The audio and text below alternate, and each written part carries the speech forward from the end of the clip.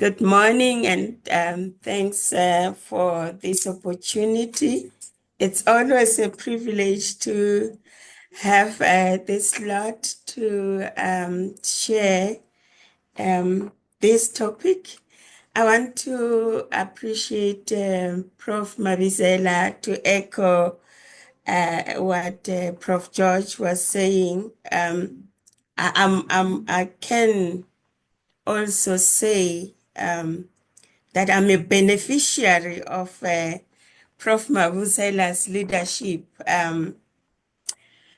in many ways, because even as SAHESF, the Forum for Community Engagement champions or leaders or managers of passionate persons, we've always benefited from his guidance, his presence, his support, and it's no surprise that even to date, Rhodes colleagues are always able to effortlessly get us together. And so thank you so much, Prof. and the leadership team. Of course, some of the comments that you made as well regarding the rankings decision is also, for me, something that I respect, particularly because in this day and era, we kind of are chasing something. And it takes a particular kind of leadership to be that decisive, even when probably there would be risks. So I want to also confess that I struggled quite a bit in putting and structuring this presentation in an expected way in which we are supposed to present. And so please bear with me. I then decided I'm not calling this an outline, but rather, the shape of this story that I want to tell or I want to share with you also in conversations in this context, as the program director has also alluded to, more to inspire or encourage conversations than for me to be providing any solution, if at all.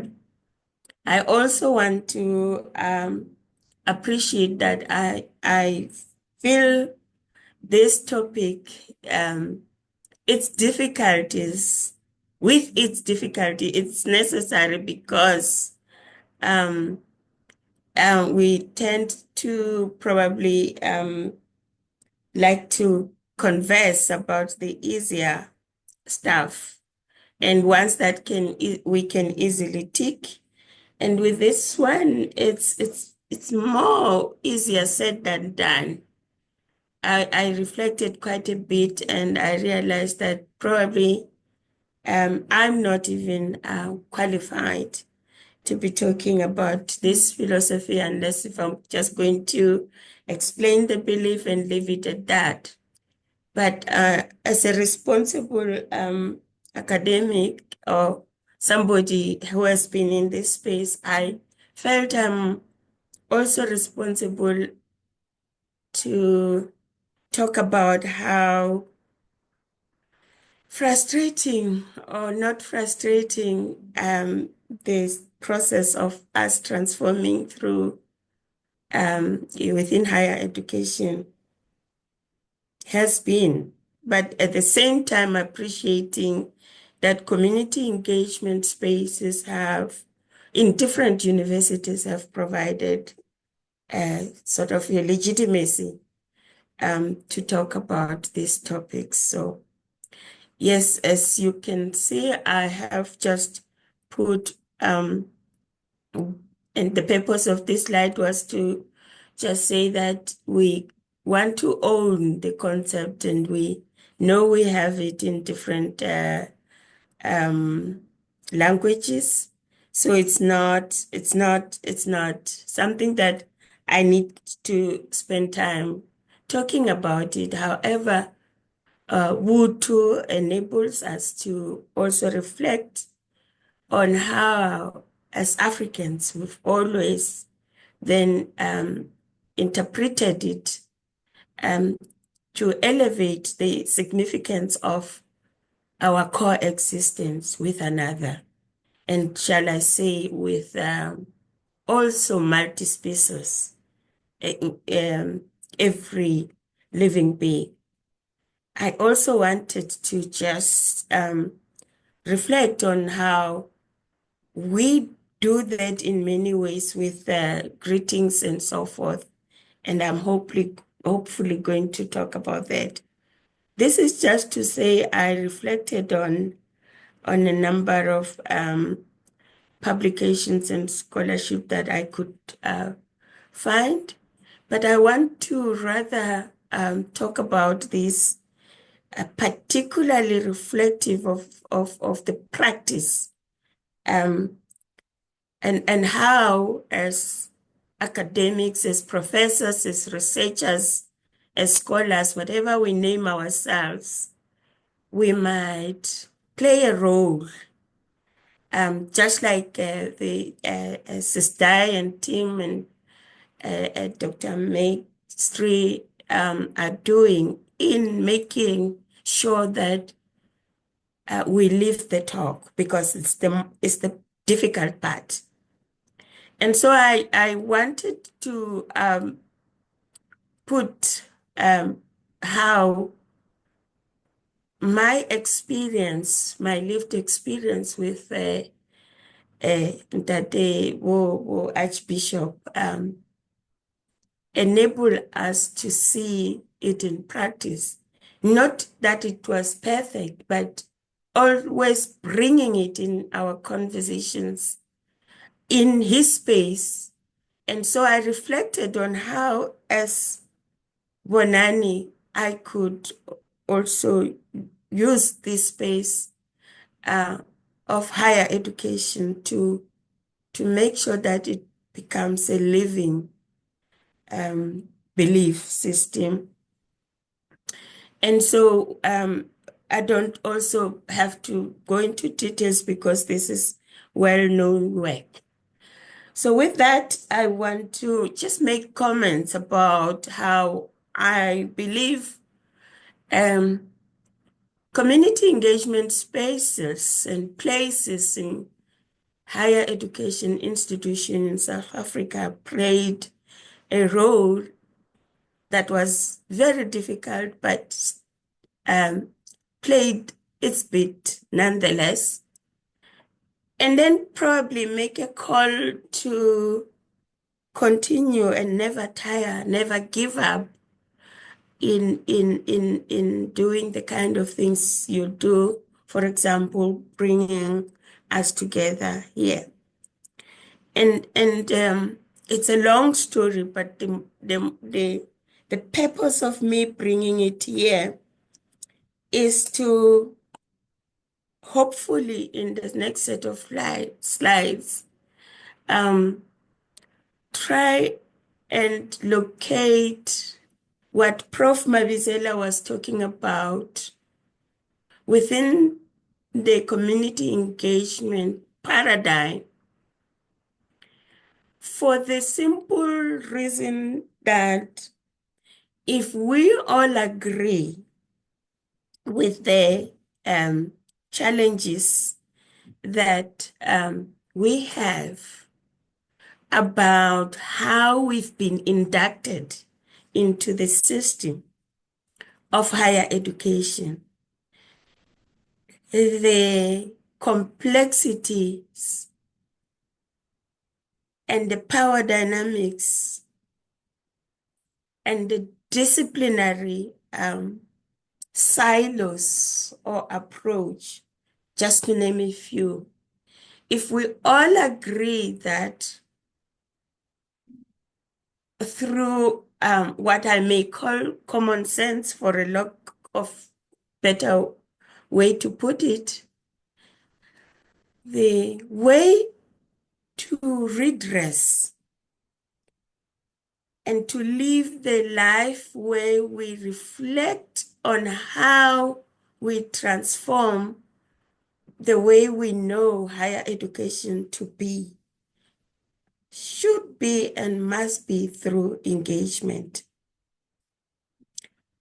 If engagement has been one that has been boxed into a particular elitist model, then we should also add, which is, of course, how I'm reflecting on the concept document that also Prof. Mavizela reflected on.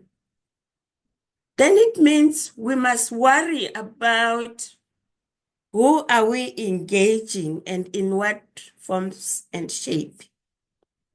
We have so many challenges that I intended just to flesh them out, that makes us in some ways stuck or run in cycles. Hence, I alluded to the slowness of how we are transforming, and urging that we should be encouraged by the small wins that we have. There's definitely struggles with the disconnect and the lack of coherence between the structural arrangement of our universities and how we are supposed to think about thinking about our work and our impact. And thanks again, Prof, and the commentary that followed about how it has not been the practice that we reflect on the impact. And for a number of years now, we've now sort of reached a consensus about engagement. But the moment we start talking about reflecting on how and packaging the impact measurements or evaluation, I don't even want these words, but it's to put a point forward. We get so paralyzed. Why? Because there are no metrics and we can't count it and yet, if we come together to in a spirit that says we have what it takes, we can work this out and have some kind of a consensus, then we can. So anyway, I won't dwell much on all of the above. I want to quickly just go into this disconnect. So when we look at Ubuntu and why community engagement is should not be even a struggle or a concern, why we should be doing it or more of it, or better still, by Prof. Marisela's encouragement, being intentional about of the impact we are making. The challenge become then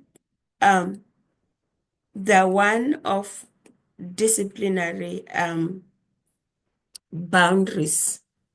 And so, and silos and dominance of one form to another and so forth.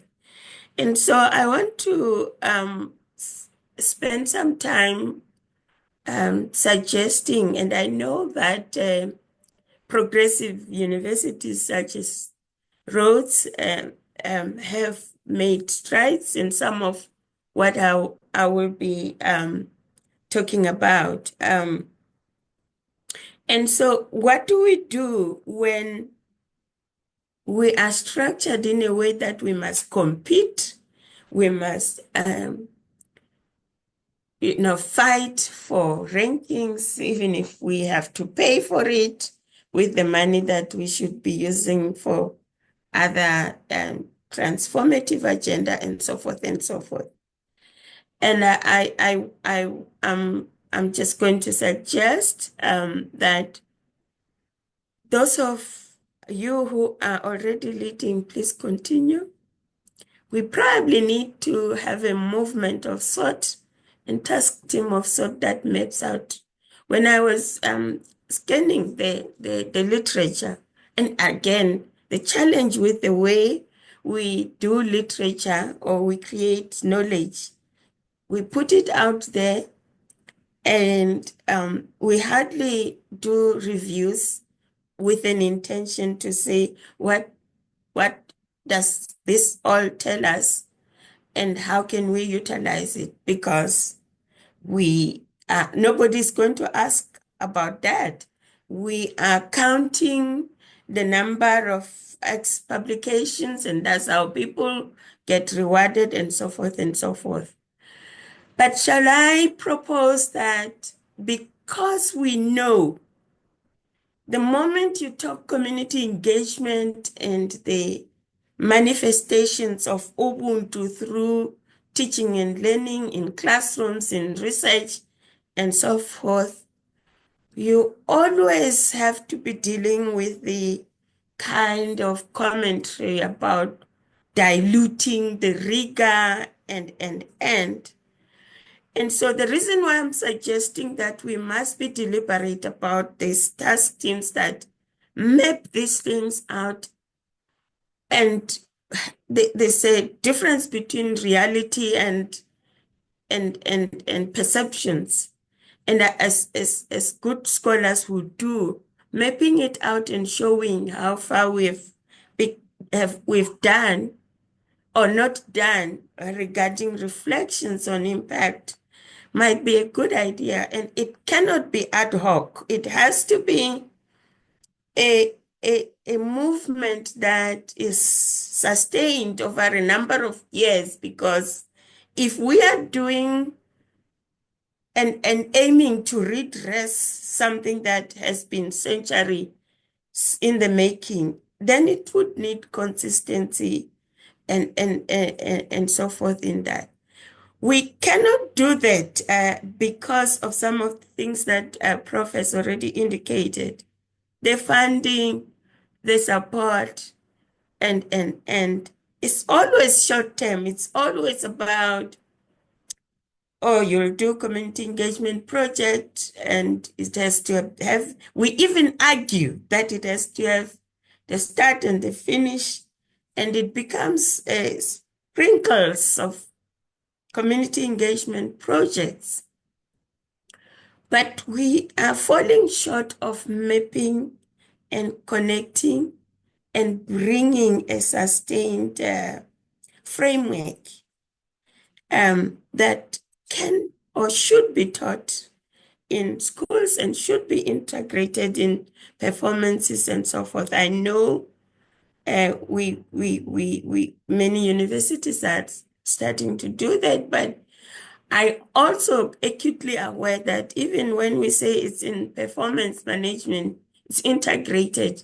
What necessarily happen is that then we count it as bits and pieces of I've done project there, I've visited community there, and but we can't, if we continue to do it that way, we will not be talking about values.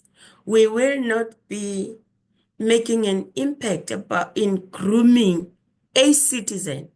I mean, I don't even have to go into the arguments.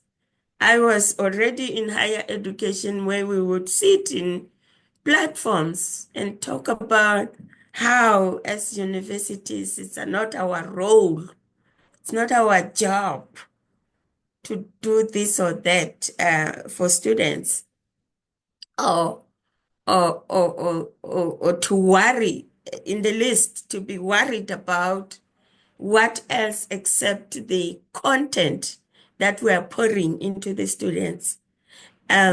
are we influencing in our community? So I'm saying because we hardly understand ourselves and we have not developed and focusing more on values and rather than cognitive content, some facts to remember.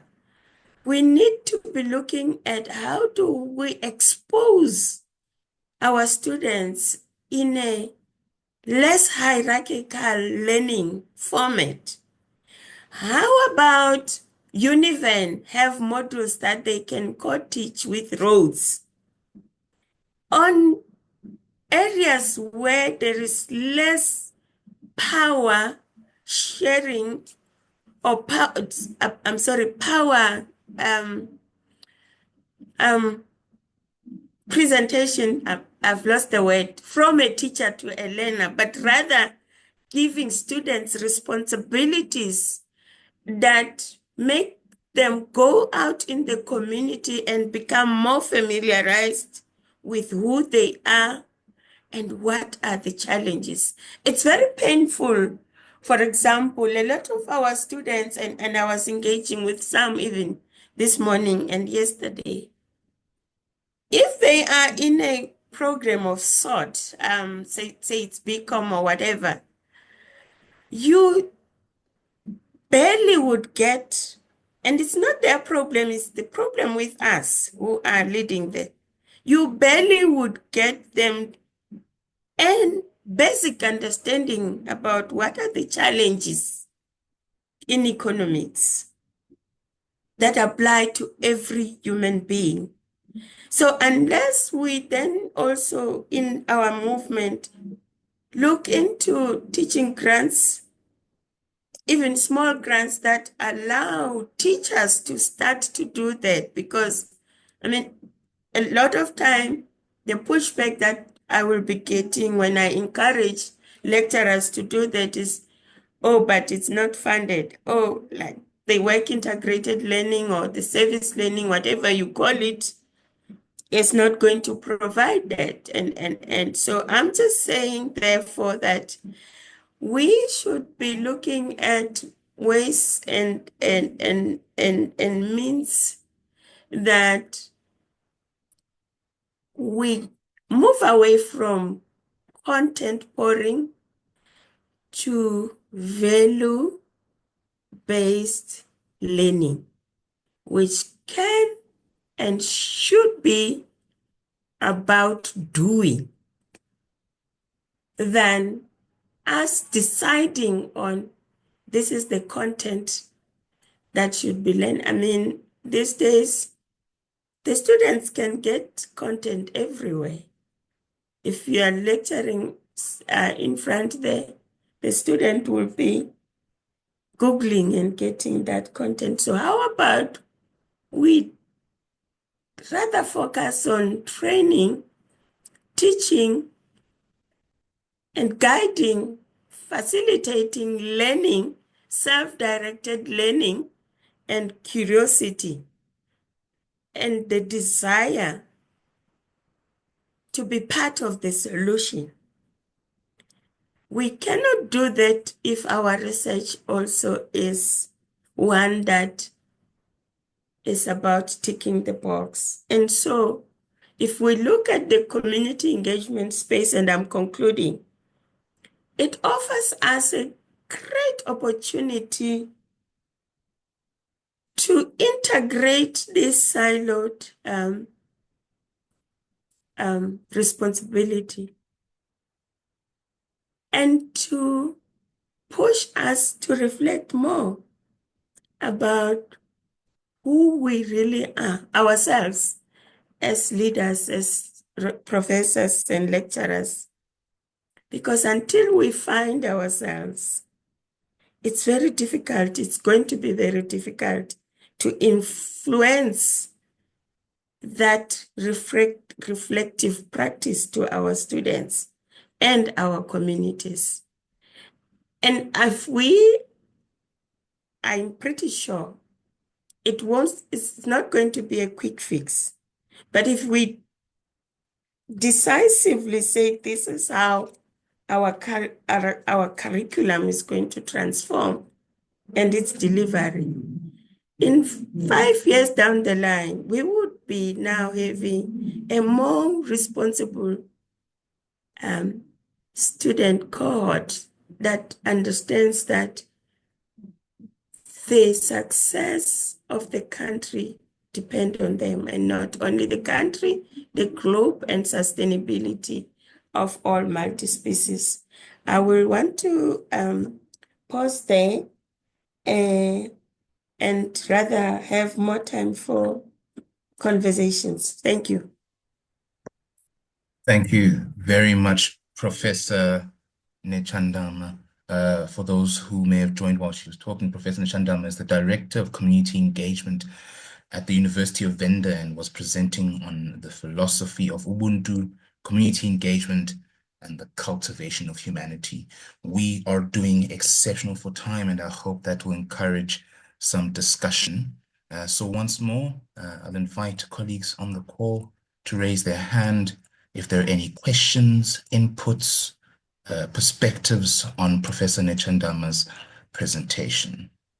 I'm scrolling through the chat, trying to see if there are any hands.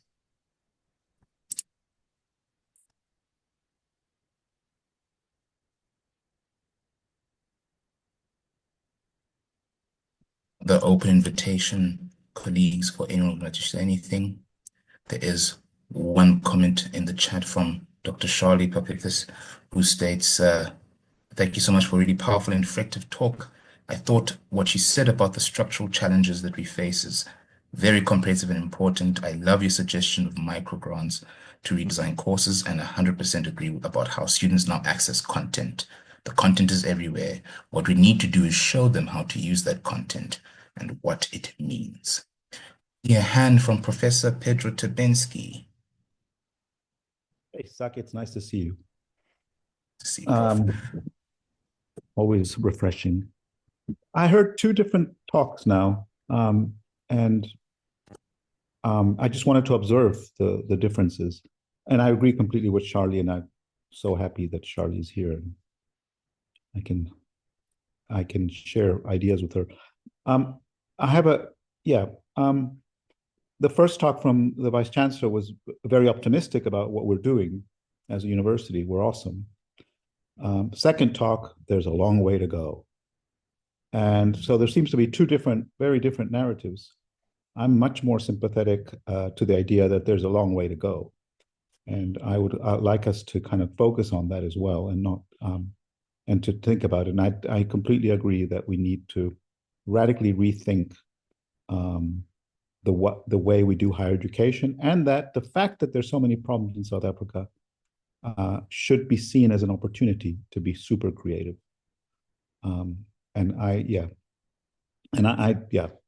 That's my comment about the two first talks.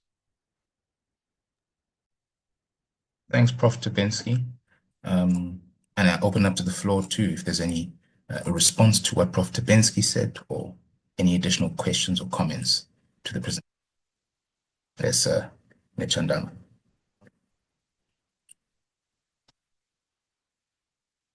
Doing another sweep. I see two hands. Professor Openjuru first, and then Mr. Manene. Professor Openjuru. Yeah, thank you once again.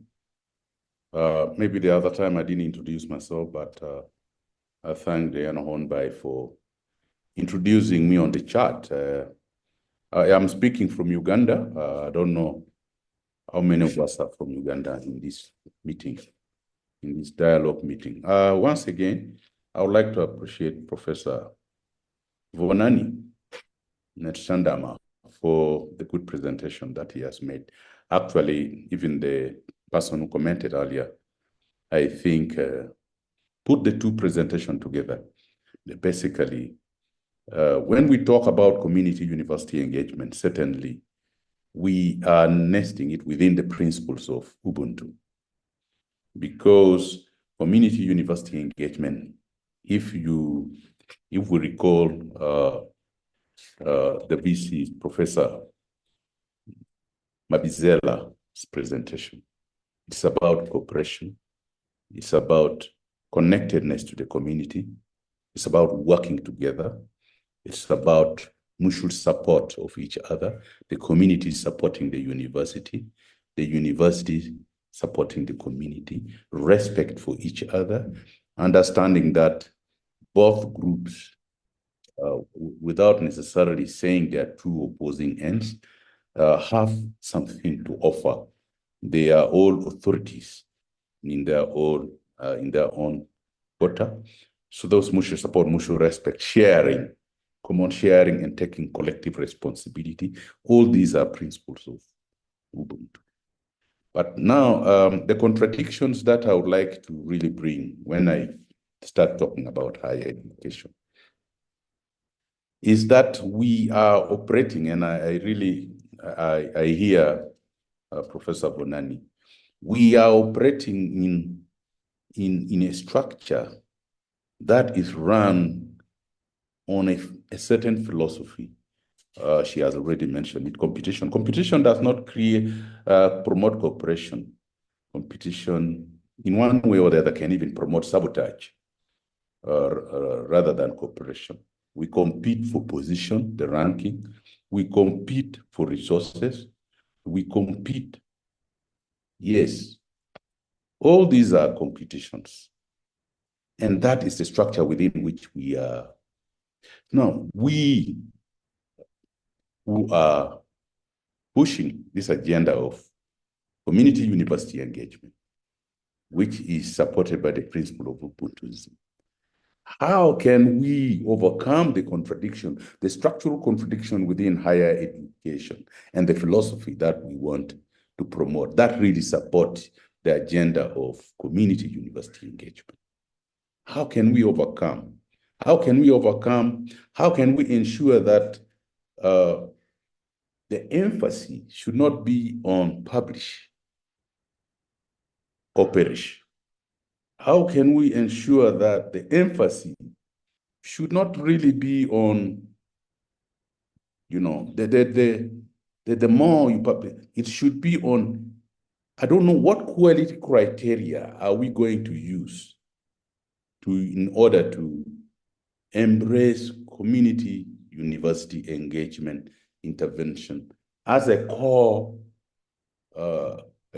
criteria for the promotion of staff? How are we going to measure it? Quantitativeness, the issue of rigor, quantitativeness, positivism, detached objectivism, in these regards of qualitative issues that change life. How can we put a tape on it, as it were, to let it be easily referenced in the process of meriting people, rewarding or recognizing people? All I'm trying to say is that we are running in a contradictory environment. We run a philosophy. It's just like you put a car on a sea. The car is designed to run on a road, not on water. But we are now trying to drive this car in water. What must we do for this car to really run? Or you bring a boat and you put it on land.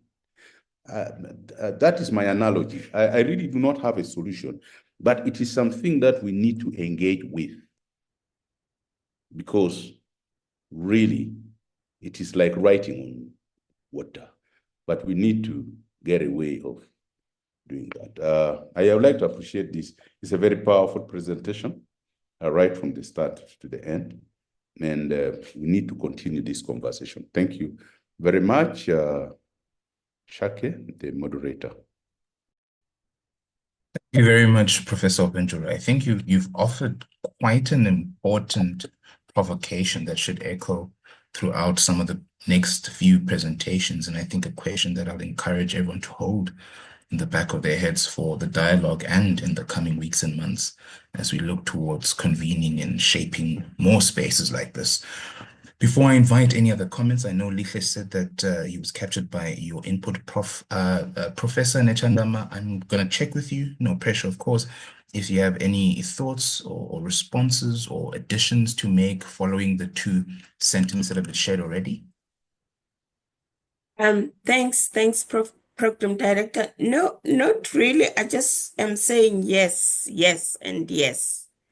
We are agreeing. I have a long way to go.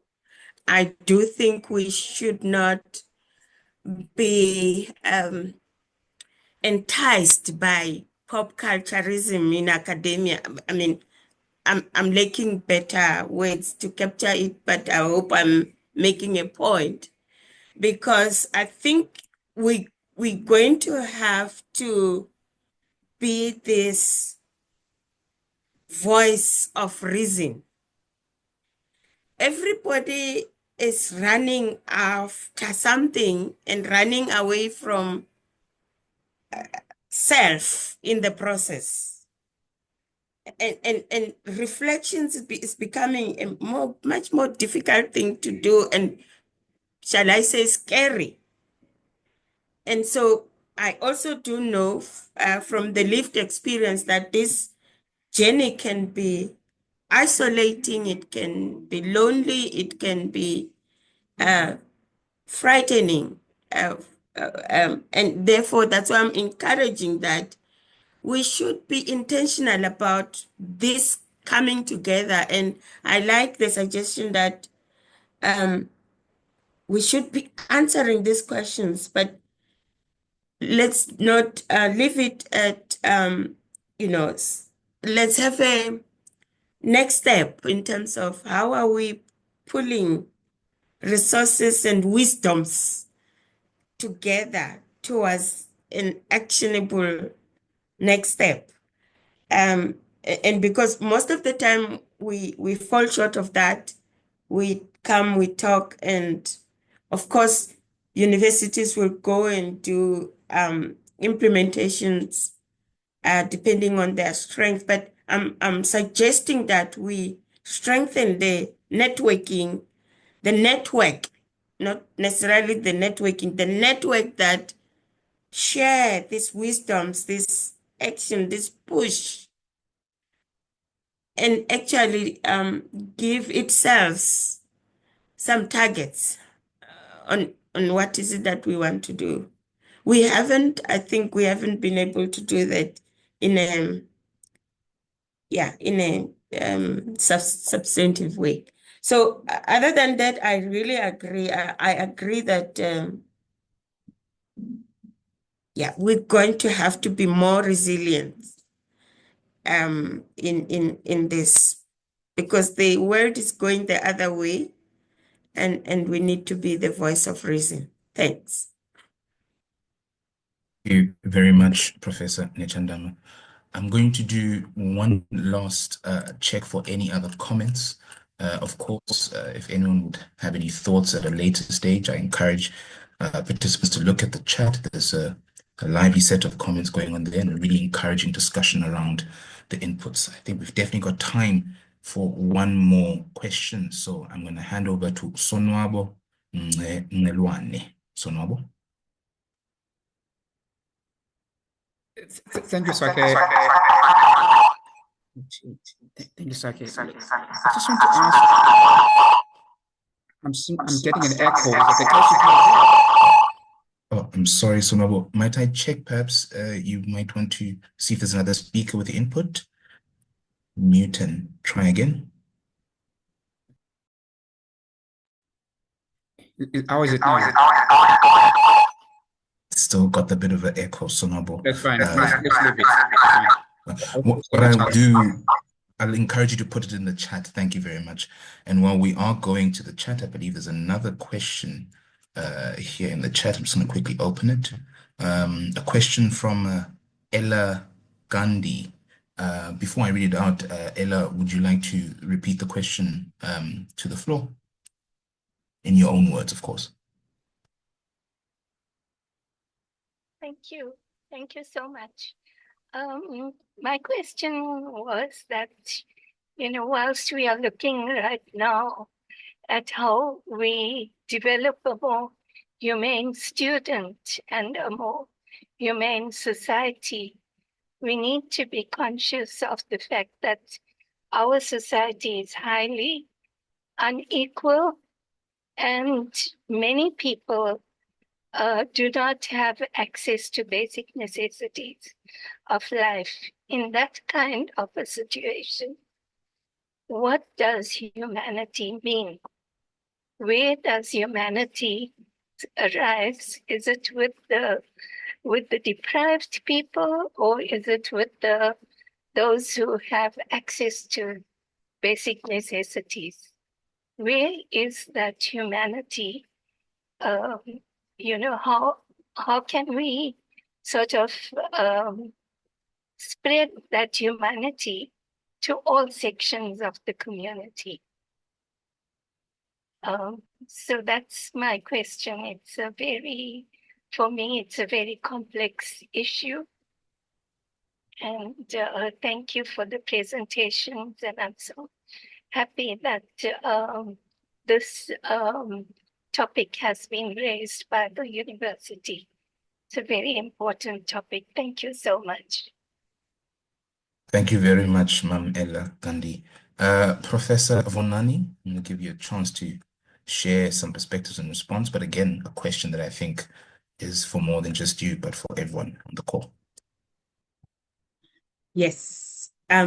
Yes, I agree. So earlier on, I did say that we have to be then mindful of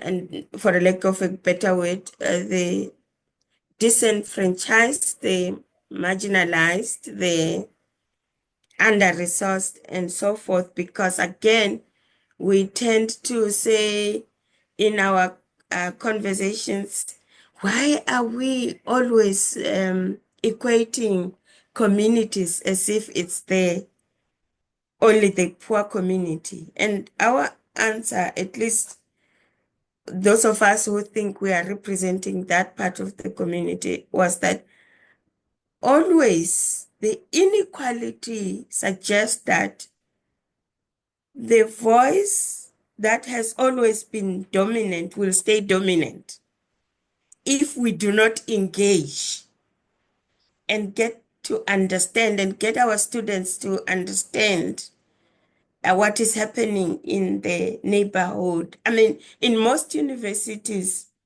our students really do not even have to go travel far. They can walk just across the road behind whatever else and learn that which they would not be exposed to in the classroom. So yes, I agree, it's complex, it's complicated. I had that also in my slides because it's easier said than done, and that's why it requires that level of awareness, which starts with the self and the consciousness and the intention to make a difference. Because if you wake up in the morning and go to a space where that is not encouraged, then you've got to have something, which is an intention and level of resilience and the desire that you will do with integrity, even when nobody else is going to clap hands for you. And that I agree with Ma'am Gandhi. It's not easy, but we must be willing as this team to push that and map out that which enchanted terrain. One of the arguments that I had in my space, just quickly, program director, when we talk about review of impact, and we insisted that it has to be a participatory process. Therefore, we cannot continue to say, yes, yes, yes, we are making impact in the community, but the community voice about that impact is not seen anywhere. Because it's not done, doesn't mean that it should not be done. Whereas the hegemonic paradigm is the one that always said, no, because we don't know how to count it or how to do it, then it means it's nullified. So hence I'm calling for that resilience and that intention. Thanks, Program Director, and thanks, colleagues, and all the comments are something that I will use also to continue to reflect on my own practice. And I hope I'm looking forward to sustained engagement and action on these matters. Thanks. Thank you very much, Professor Vhonani, and thank you again to everyone for the rigorous engagement. We've got time to tackle one or two the next presentation. I see there was a comment that was made by a Sibulele Ngamdwini in the chat. Sibulele, I'm going to give you a chance if you'd like to speak to it on the floor now.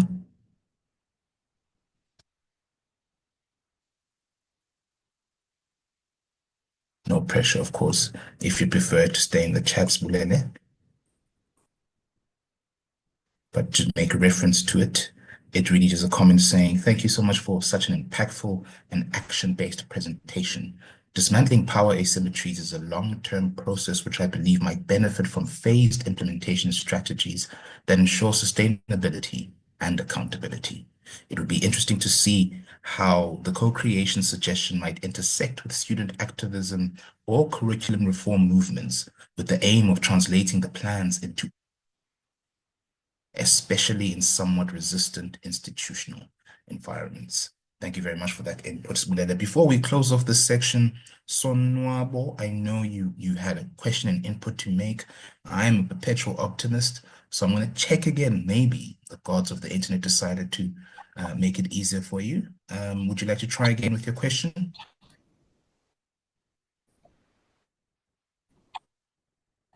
Program Director. Oh, my apologies, Sonwabo. It seems we are still facing that technical difficulty. May I beg your patience and that you then just please put your question in the chat. We continue to come back to this discussion throughout the day. Our very last question, Lihle Manene, and then we'll move on to the next presentation. Lihle.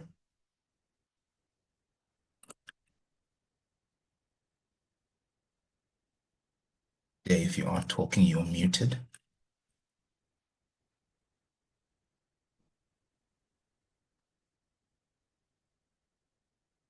Lihle.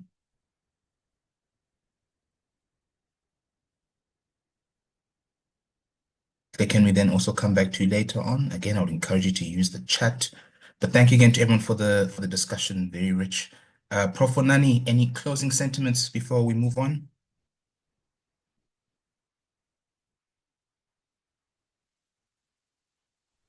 Thanks, Program Director. I had actually given my parting shots in appreciation and in saying that let's continue and in appreciating that definitely the comments and the interactions are some of what I will also use in my reflective practice. And I'm looking forward to end action oriented next step. Thanks, Program Director.